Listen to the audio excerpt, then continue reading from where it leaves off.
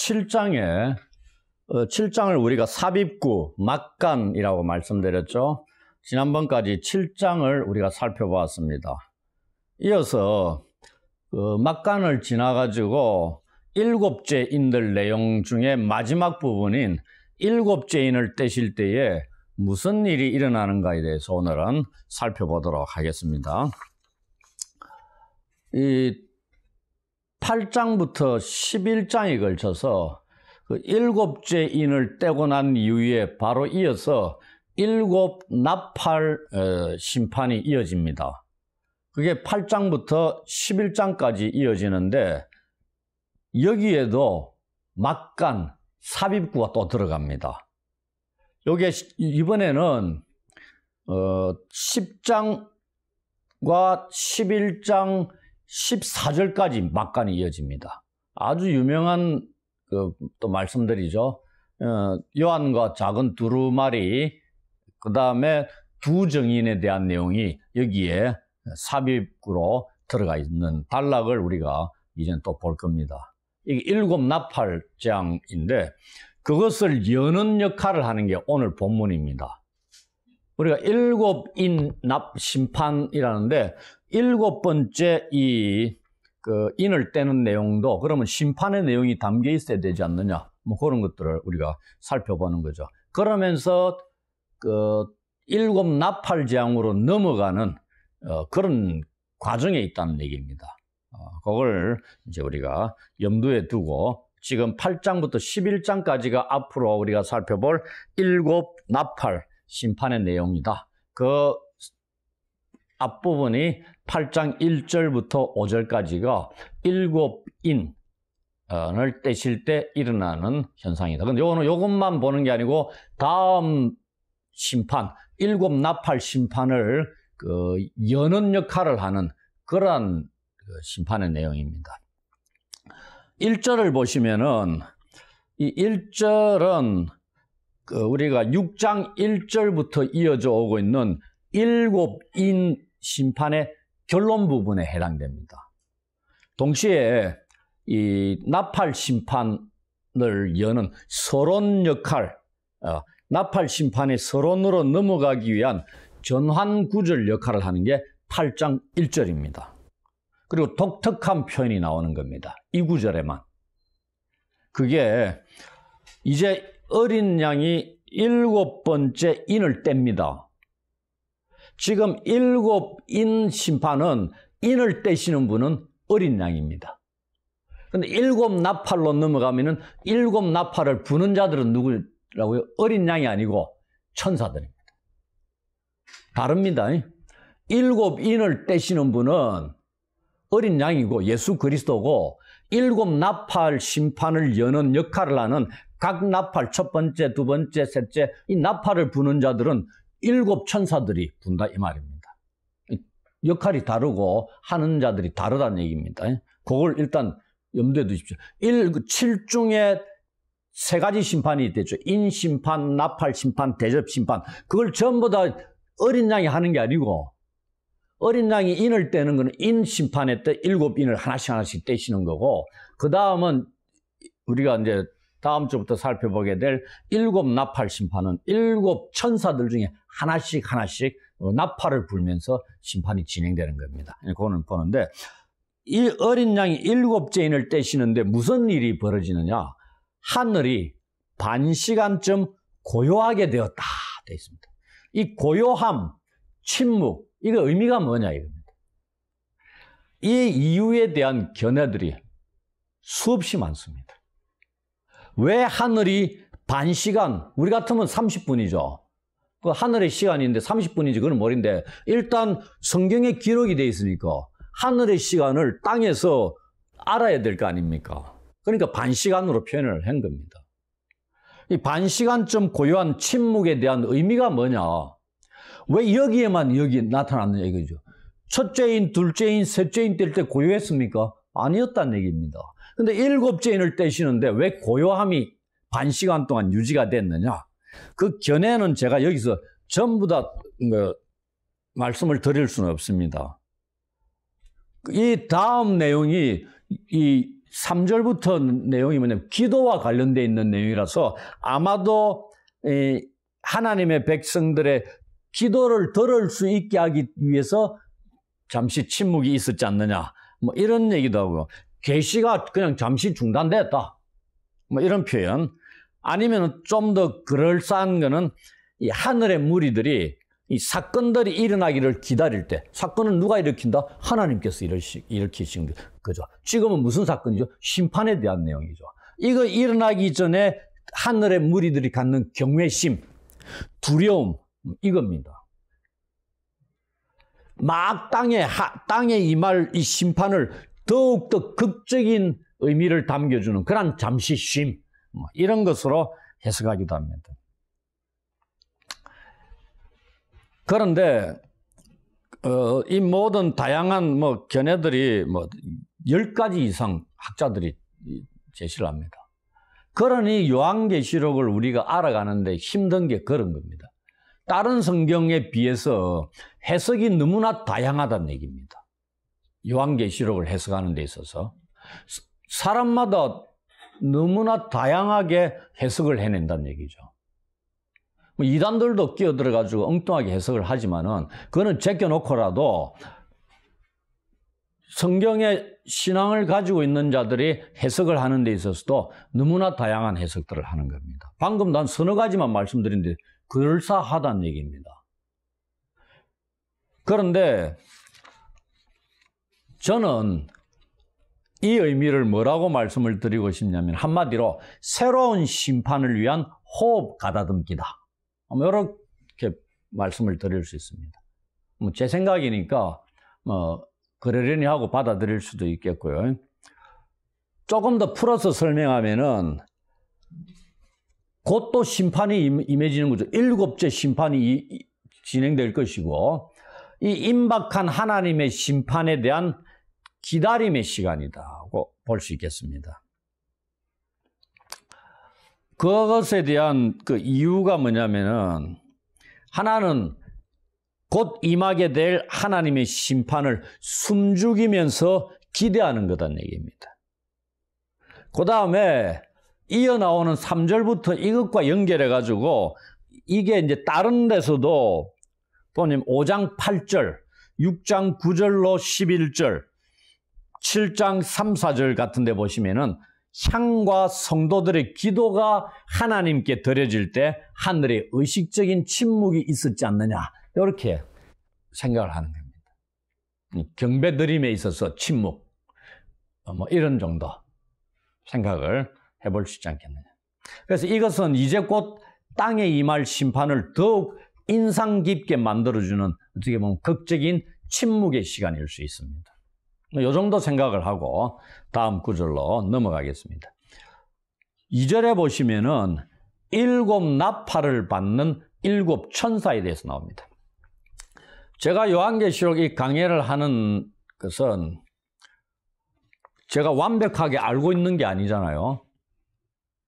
그럼에도 불구하고 이 시대적인 필요성 때문에 이 요한계시록을 말씀을 지금 전하고 있는 겁니다.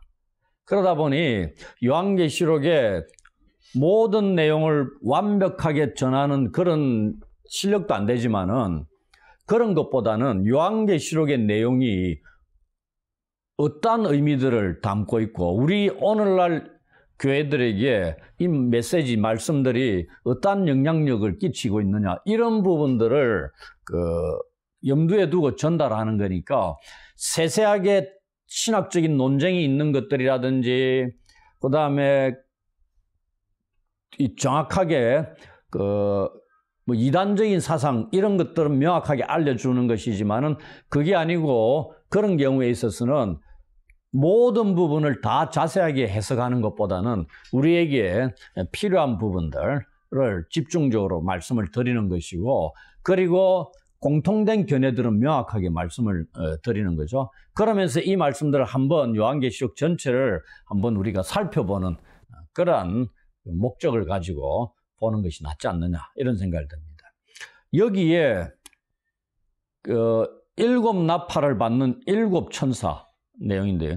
하늘에서 이 반시간쯤의 고요함이 흐른 후에 요한이 2절에 보면 내가 봄에라는 것 굉장히 많이 나온다 그랬죠. 이건 또 다른 환상을 보는 겁니다.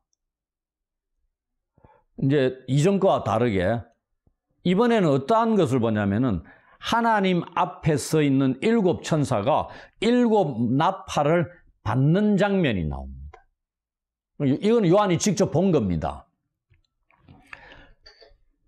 그래서 이어서 우리가 다음 주부터 7 나팔 심판을 보는 거죠. 이 7중 심판, 인 심판도 7, 나팔 심판도 7, 대접 심판도 7이라 말씀을 드렸죠. 7이라는 수는 완전수입니다. 그 심판이 완전하게 성취가 된다는 얘기입니다. 심판을 했는데 좀 남은 게 좀 있어. 찝찝하게. 그런 게 아니다는 얘기입니다. 완벽하게 심판이 성취가 된다는 얘기입니다. 7중 심판이 그겁니다. 6중 심판도 아니고 5중 심판도 아니고요. 7가지 심판이 3개씩 나란히 3이라는 숫자도 완전수잖아요. 그런 의미를 갖고 보셔야 되는 겁니다. 요한계시록에 숫자가 갖는 상징적인 의미가 그런 7이나 3이 갖는 것은 그런 의미입니다. 이 7중 심판 중에서 이 두 번째 것인 이 나팔 심판이 준비되고 있다는 걸 요한이 보는 겁니다. 이 나팔이라는 것, 나팔이 구약 성경에 어떤 용도로 쓰이는가는 조금 이따 말씀을 드리고요. 먼저 7 나팔을 받는 하나님 앞에 서 있는 7 천사들이 누구냐에 대해서 먼저 생각을 했으면 합니다. 이 7 천사들 대부분의 신학자들이 많은 신학자들이 이 7 천사에 대한 견해를 얘기를 하고 있는데 이것은 많이 갈려져 있지는 않습니다. 이 하나님의 심판을 수행하는 그러한 천사들은 일개 저 등급이 있다 그러면 저 밑바닥에 있는 그런 천사들이 아닙니다. 이 7 천사나 그 다음에 우리가 앞에 있는 그 4 천사 이런 천사들은 특별한 임무를 띈 천사들입니다. 그러면은 이 7 천사들 이래 돼 있는데 여기 헬라어로 보면은 앞에 관사가 붙습니다. 우리가 영어도 정관사를 딱 붙이면 더라는 정관사를 붙이면은 그 문맥 속에서 이 더가 붙은 이 명사가 무엇을 가리키는지 읽는 독자들이나 대상들은 알 수 있는 거다 이런 의미가 있거든요. 헬라어도 마찬가지로 관사를 붙여가지고 7 천사들이라고 얘기한 거는 이 7 천사들이 요한계시록의 독자들 소아시아의 7개 성도들이나 그 당시 유대의 사회나 이런 문화 속에서는 이 7 천사들이 누군가를 많은 자들이 알고 있었을 것이다 이렇게 생각할 수 있는 겁니다. 그렇다면은 7 천사가 누구냐? 특별한 역할을 맡고 있었던 7 천사장들이다 이렇게 얘기합니다. 우리 7 천사장들에 대한 완벽한 목록은 성경에 안 나옵니다. 7 천사장들이 있는데 이름들이 누군지 성경에 한두로 나옵니다. 마리아에게 나타난 예수님 임신할 거다, 이제 이 성녀를 잉태할 거다. 누가 나타났어요? 가브리엘 천사장이 나타난 겁니다. 그 다음에 구약에 다니엘이 나타난 미가엘 천사장이나 이렇게 이름들은 알아요. 그러면 완벽하게 7 천사장들의 이름은 어디에 나타나냐면 에녹스에 나타납니다. 이건 성경이 아닙니다. 이 에녹스의 7 천사장 이름을 나란히 나열을 하고 있습니다. 그 이름이 뭐냐? 우리엘, 한번 드러나 보십시오. 우리엘, 라파엘, 라구엘, 미가엘, 사리엘, 가브리엘, 레미엘 이렇게 기록이 다 되어 있습니다. 그냥 이런 7 천사장들이 있다. 이 정도 이 성경 바깥에서 기록이 되어 있다는 것, 이 7 천사들이 이 당시에도 알려져 있었을 것이다. 그래서 이 나팔을 받는 7 천사들은 7 천사장들일 것이다. 이렇게 얘기들을 많이 합니다. 그 근거로 방금 말씀드린 관사가 앞에 붙었다. 그 다음에 신약시대 유대 전성의 이 7 천사장들을 알려주고 있기 때문에 이들로 보는 것이 뭐 설득력이 있지 않느냐. 우리가 직접 보지 않았으니까 알 수는 없죠. 그냥 해석을 그래 하는 겁니다. 또 딱 7 천사로 나오잖아요. 숫자가. 그겁니다. 성경에 뭐 등급이 4 천사, 7 천사, 뭐 서랍, 그룹 이렇게 쭉 나오는데 우리가 어떻게 다 알겠어요, 그죠? 근데 성경에 나와 있는 것 토대로, 그런 자료들을 토대로 그 당시 문화적인 배경이나 이런 걸 토대로 그냥 얘기를 하는 겁니다. 그 다음에 이 나팔이 나오잖아요. 나팔은 구약 성경에 다양한 용도로 실제적으로 쓰였습니다. 예를 들면은 일의 시작을 알릴 때 나팔을 불기도 했습니다. 그 다음 전쟁 시에 또 나팔을 불었고, 그 다음에 광야에서 이스라엘이 진영을 딱 차리다가 출발할 때 나팔을 불기도 합니다. 그 다음에 희년을 알릴 때도 나팔을 불었고요. 다양하게 쓰였습니다. 그러면 오늘 본문의 나팔이 나중에 나팔을 불잖아요. 불면서 심판이 시행됩니다. 그럼 이 나팔은 본문에서는 우리가 문맥을 통해 가지고, 왜냐하면 나팔이 용도가 하나다 하면 너무나 쉽잖아요. 그런데 구약 성경을 보면 나팔의 용도가 너무나 많았다는 얘기입니다. 그 다음에 성전에서 이 나팔을 매일 21회를 불었답니다. 절기 때는 48회를 불었고요. 얼마나 많이 불었겠어요. 이스라엘 백성들은 나팔 소리에 어떻게 보면은 늘 익숙해 있었던 거죠. 그러니 나팔을 동일하게 부르지는 않겠죠. 좀 다르게 불어야 되겠죠. 우리가 신호를 할 때도 길게 불고 짧게 불고 연달아 불고 뭐 이런 것들이 있잖아요. 3번 불고 2번 불고. 나팔도 그런 용도로 쓰였다 이 말입니다. 그러니 그러한 다양한 용도로 쓰였던 나팔을 오늘 본문에서는 무슨 용도로 쓰일 것이냐? 그렇다면은 문맥을 봐야 되는 거죠. 그런데 이 나팔이 무슨 용도로 쓰였겠어요? 누구나 쉽게 알 수 있죠. 심판의 용도로 쓰이는 거 아닙니까? 근데 심판을 어떻게 끝마칠 때 부르는 겁니까? 아니죠. 나팔을 불면서 심판이 시작되니까 심판의 시작을, 재앙의 시작을 알림으로써 하나님의 심판이 시작될 것이라는 것을 우리한테 알려주는 용도로 쓰이는 게 여기에 나오는 나팔이다. 이렇게 쉽게 알 수 있는 거죠. 이런 것들은 우리가 읽으면서 그냥 알 수 있는 겁니다. 그래서 이 나팔은, 요한계시록에서 나팔은 심판의 선구자로서의 역할을 하고 있다. 이 정도 보시면 됩니다.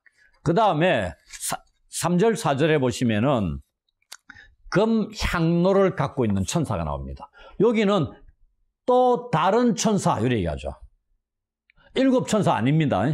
또 다른 천사가 제단 곁에 와서 금 향로를 가지는데 그 향로에 많은 향을 받았다 되어 있습니다. 자기가 담는 게 아니고요. 향을 받은 겁니다. 그러면은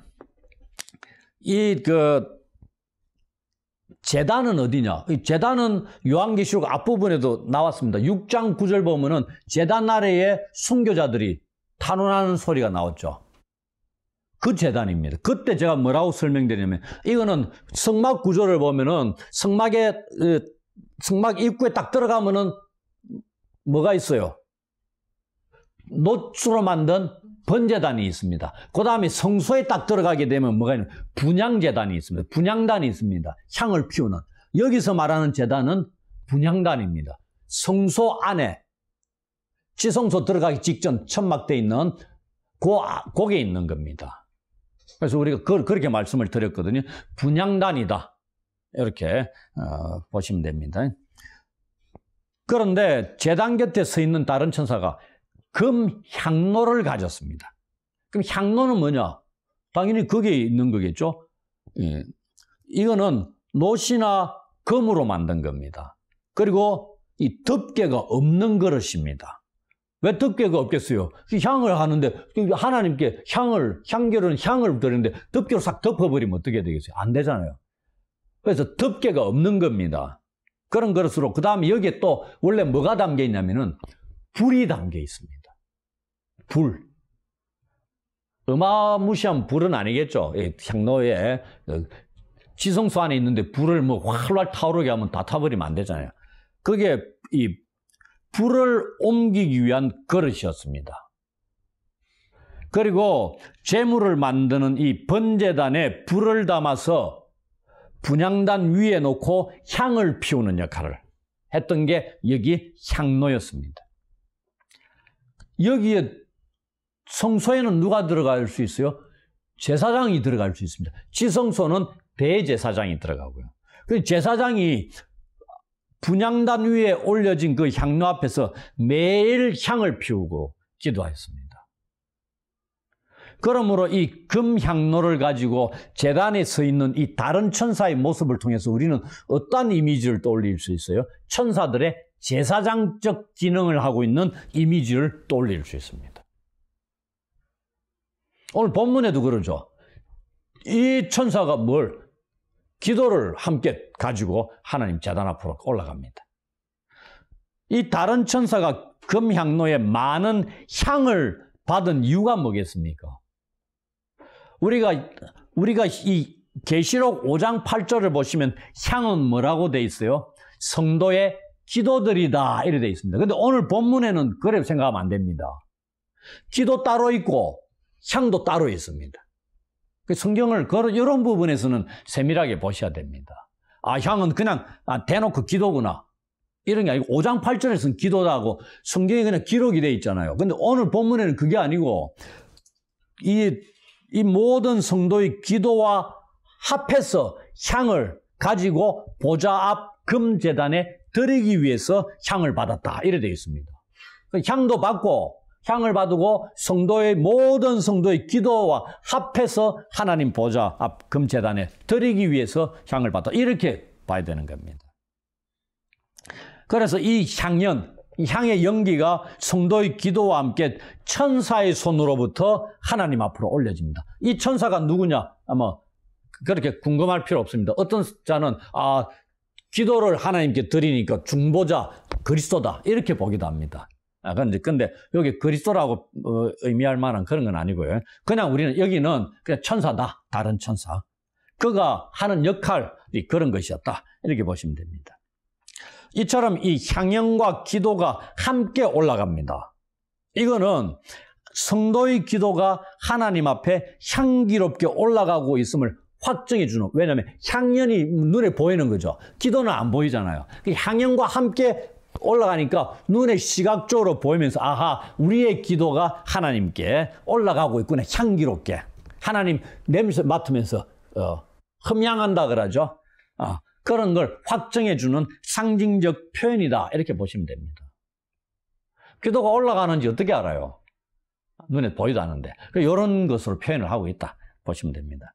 그래서 여기서 우리가 알 수 있는 게 뭐냐면 이 땅에서 매일매일 드리는 성도들의 기도를 천사들이 하나님께 드리고 있다. 이렇게 보시면 됩니다. 왜냐하면은 우리의 기도를 이 공중의 권세 잡은 악한 자들이 지금 공중에 있다 그랬죠. 우리의 기도를 차단하려고 하는 겁니다. 하나님께 드려지는 기도를 막 가로막고 일하는데 천사들이 받아 올라가니까 막을 수 있다 없다? 없다 이 말입니다. 그 길을 누가 열어놓으셨다? 우리의 기도를 길을 예수께서 열어놓으신 겁니다. 그런데 우리의 기도가 방향을 엉뚱한 방향으로 잡으면은 기도가 전달이 안 된다 이 말입니다. 그 타겟이 정확하게 맞춰져야 되는 겁니다. 기도를 할 때도. 기도를 하는데 그래서 하나님께서 욕심을 가지고 기도하면은 듣지 않으신다. 기도를 했는데 응답이 없어. 그럼 점검해 보셔야 된다 이 말입니다. 때가 이루어지지 않았을 수도 있는데 기도의 방향이 잘못됐다 이 말입니다. 화살을 쏘는데 방향이 맞게끔 쏘야 타겟에 맞지. 타겟은 저기 있는데 화살은 이쪽 방향으로 쏴보십시오. 백날 천날 쏴봐야 하나도 안 맞는다 이 말입니다. 기도가 그런 겁니다. 근데 우리가 예수님 닦아놓으신 그 길을 쫓아서 예수님을 의지하며 기도를 행할 때 여기 보니까 천사가 기도를 가지고 향연과 더불어 하나님께 바친다. 이렇게 되어 있습니다. 그럴 경우는 명확하게 하나님이 응답하신다 이 말입니다. 그거 어떻게 알 수 있느냐? 그 다음 구절들 통해서 우리가 알 수가 있는 거죠. 그래서 이러한 모습들을 통해서 우리가 알 수 있는 거, 우리가 드리는 기도가 천사의 손을 거쳐 올라간다는 게 이미 하나님께서 우리 기도를 받으셨다는 것을 의미하는 겁니다. 그리고 하나님을 위한 우리의 희생, 땅에서 예수님을 믿는 믿음에 의해서 복음을 전함으로 고난받고 박해받는 걸 하나님께서 옳다고 인정하시는 것이다. 이런 것을 의미한다고 보시면 됩니다. 그러면 여기에 있는 이 모든 성도의 기도, 이래 돼 있죠. 이 모든 성도를 이 요한계시록에서 누구로 또 다르게 표현하면은 우리가 지난주에 살펴본 7장 9절에 아무도 능히 셀 수 없는 큰 무리, 이렇게 보시면 됩니다. 그 다음에 또 다르게 또 누구죠? 14만 4천, 뭐 이렇게. 그 무리들 속에 들어가고, 좁게는 6장 9절에 보면은 순교자들도 포함돼 당연히 되는 거죠. 그 얘기입니다. 우리가 드리는 기도가 결코 버려지지 않는다는 걸 말씀하고 있습니다. 우리의 기도는 천사들에 의해 하나님의 보좌 금제단에 드려지는 겁니다. 하나님께서 받으신다는 겁니다. 그리고 5절을 통해서 우리가 하나님께서 우리의 기도에 응답하신다는 것도 알 수 있습니다. 이러한 사실, 이 기도를 드리는 자들이 좀 더 구체적으로 요한계시록에서는 누굽니까? 소아시아의 7개 성도들 아닙니까? 그들이 어떤 상황에 있어요? 유대인들과 로마 제국의 그 압제하에, 박해하에, 경제적으로든 정치적으로든 종교적으로든 핍박과 어려움 속에 처해 있고, 심하게는 순교의 자리에 이르게는, 죽음의 자리에 이르게 되는 그러한 자리에 있었던 성도들입니다. 그들이 하나님 앞에 기도할 때 하나님이 들으신다. 이것을 우리는 현재의 요한계시록 심판의 문맥과 어울리는 예시가 하나 있습니다. 누가복음 18장 7절 8절. 누가복음 18장 1절부터 8절이 과부의 기도 나오잖아요. 불의한 재판관에 가가지고 원한을 풀어달라고 하는데 불의한 재판관은 하나님도 무시하고 사람도 무시하는 자였습니다. 그러니 그것도 가난한 과부가 가가지고 탄원할 때 그게 받아들여질 수 있겠습니까? 뇌물도 좀 줘야 되는데 돈도 없고 절대 불가능할 것 같았는데 성경에 보면은 매일 찾아갑니다. 매일 찾아가지고 얘기합니다. 그걸 성경의 원어상으로 그 불의한 재판관, 악한 재판관이 응답을 해주는데 왜 해주느냐? 매일매일 와서 이 과부가 요청하는 것을 이 불의한 재판관한테는 어떻게 되냐면 우리가 권투 선수들이 잽 하는 얼굴에 한 대씩 탁탁 치면 나중에 어떻게 돼요? 멍들죠. 그렇게 되는 겁니다. 과부가 와가지고 오늘 내 원한을 풀어주십시오 하니까 no, 또 갑니다. 그 다음날 또 와요. 그래가지고 또 원한을 풀어주십시오 재판장님. 그러니까 또 갑니다. 또 매일 옵니다. 그러니까 이 불의한 재판관한테는 이 매일 와가지고 한마디씩 요청하는 이게 뭐냐면 권투선수가 잽입니다. 그럼 매일 얻어 터지는 겁니다. 재판관이. 그거는 시퍼렇게 멍들어가. 이게 처음 맞을 때는 한 대씩 하면 괜찮은데 이게 멍들고 계속 누적이 되면 어떻게 돼? 나중에는 한 대 탁 맞는 순간에 고통이 엄청납니다. 그래서 불의한 재판관이 과부의 청을 들어줍니다. 그런데 하물며 이렇게 얘기합니다. 이제 7절 8절. 하물며 하나님께서 그 밤낮 부르짖는 택하신 자들의 원한을 풀어주지 아니하시겠느냐. 그들에게 오래 참으시겠느냐. 내가 너희에게 이르노니 속히 그 원한을 풀어주시리라. 이 말씀합니다. 이게 이 본문에 어울리지 않겠느냐. 땅에서 그리스도인들, 우리를 핍박하는 원수들을 위해서 그들을 우리가 힘으로 누를 수는 없고 하나님께 탄원하는 겁니다. 우리를 핍박하는 원수들 하나님 어찌하시렵니까? 우리의 원한을 어떻게 풀어주지 않으시렵니까? 간구할 때 하나님께서 어떻게 하시겠느냐? 심판으로 응답하신다 얘기입니다. 그게 7째 인을 떼실 때 내용입니다. 이 기도의 내용으로 뭐가 이어진다고요? 7 나팔 심판이 이어지는 겁니다. 우리가 그 7인 할 때, 그 5째 인을 뗄 때 내용이 뭐였습니까? 순교자들의 탄원의 내용이었습니다. 그러면서 6번째 인 심판이 이어졌잖아요. 똑같습니다. 그래서 이 땅에서 우리가 핍박받고 고난받을 때 뭘 해야 된다고요? 저 원수들 내가 어떻게 힘을 길러가 내가 때려잡아야 되겠다. 보복해야 되겠다. 이게 아니고 뭘 하면 된다? 그리스도인들은 하나님께 기도하면 됩니다.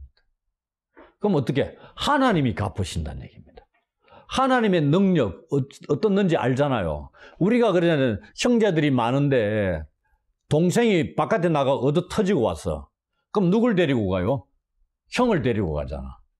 형을 데리고 가가지고 아니면 아버지를 데리고 가잖아요. 그러니까 저 나를 때린 자를 혼내주라고. 내가 힘이 딸리가 안 되니까 그거와 똑같습니다. 우리는 하나님께 탄원하는 겁니다. 하나님께 맡긴다 이 말입니다. 그럼 하나님 끝내주신다 이 말이죠.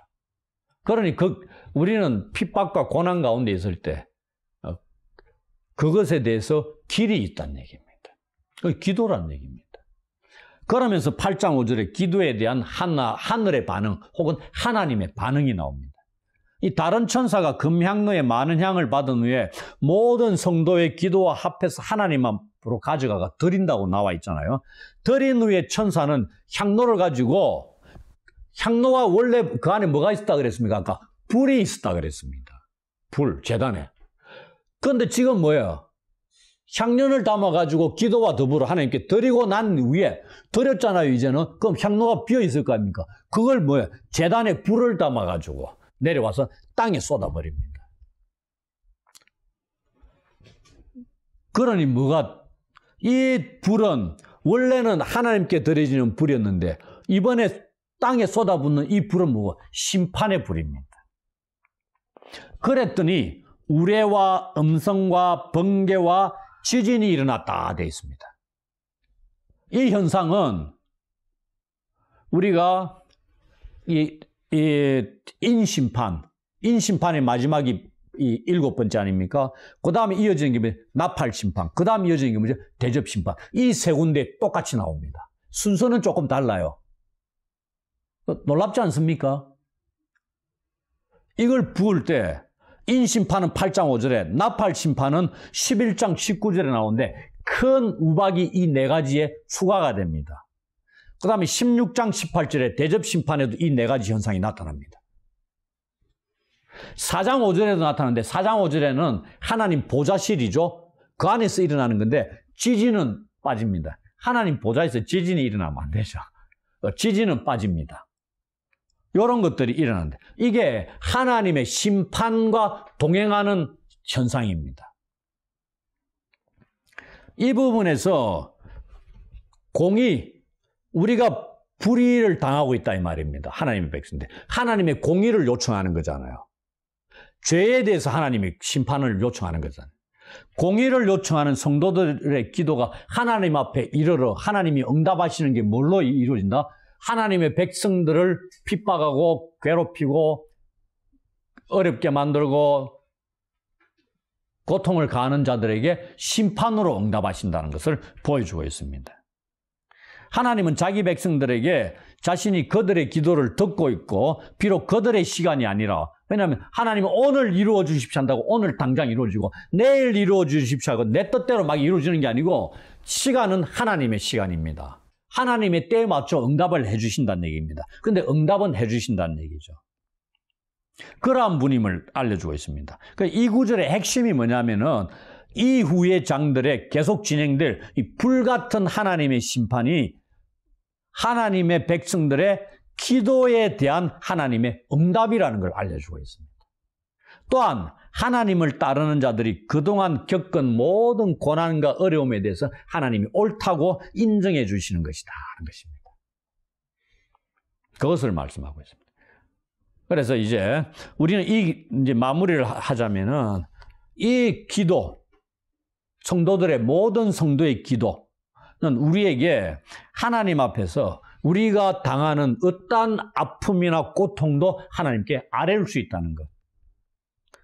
그리고 하나님이 우리를 학대하고 핍박하는 사람들을 정당하게 다루실 공의의 하나님이시라는 것을 알려주고 있습니다. 우리는 이러한 하나님을 이 땅에 살면서 어떻게 해야 된다? 경배해야 됩니다. 또한 우리는 우리에게 있는 이러한 고통, 아픔, 상처를 극복할 수 있어야 되는 겁니다. 그리고 우리에게 악을 행하는 자들을 사랑할 수 있어야 됩니다. 우리가 심판하는 건 아니잖아요. 우리는 선으로 악을 이기라는 로마서의 말씀처럼 그들을 선으로 대해야 됩니다. 악을 행하는 자들에게 제가 말씀드렸죠. 악을 행하는 자들에게 악을 행한다면 우리가 지는 거다 이런 말씀을 드렸습니다. 하나님의 말씀을 지키지 않는 것이기 때문에 그들에게 악에게 굴복하는 거다 말씀드렸습니다. 대신에 하나님께 맡기는 겁니다. 그러니까 하나님의 백성들은 이 악한 세상에서 그럼 무엇을 하며 살아가야 되느냐? 성경에 보면 제사장 나라로 부름받았다 되어 있습니다. 우리는 하나님을 대적하고 악을 행하는 자들을 불러서 회개하게 하는 복음을 전하는 역할도 하고 부분적으로 하나님의 정의를 변호하는 하나님의 그 심판을 이 땅에 가져오는 역할을 합니다. 무엇을 통해서? 기도를 통해서.